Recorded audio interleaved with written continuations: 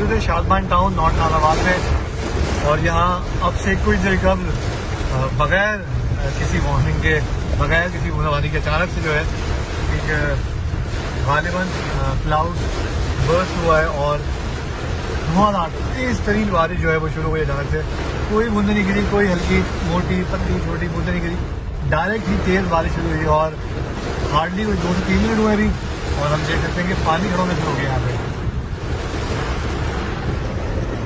और लोग जो है बिल्कुल भी इस बात के लिए प्रिपेयर नहीं थे कि बारिश हो सकती है। हालांकि महकमा मौसमियात ने पेशन को ज़रूर की है, बट गुज़िश्ता कुछ हफ्तों में जो है महकमा मौसमियात की प्रेडिक्शन जो है वो काफ़ी जो है वो फेल होती नजर आई है, इसलिए लोगों ने उन पर यकीन करना भी कम कर दिया है। बट आज जो है ये 4 दिन की पेशन गोई की गई है कि 26 अगस्त से लेकर 31 अगस्त तक जो है स्पेल जो है वो कराची और दूसरे मकामात पे जो है वो बरसेगा। तो ये सूरत हाल है और बारिश बहुत तेज़ हो रही है, और लोगों को जो हैं वो हमने देखा कि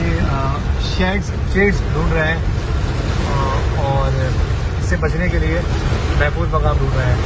और जो लोग घर पहुंच सकते हैं वो कोशिश ये कर रहे हैं, वो घर पहुंचने की कोशिश कर रहे हैं।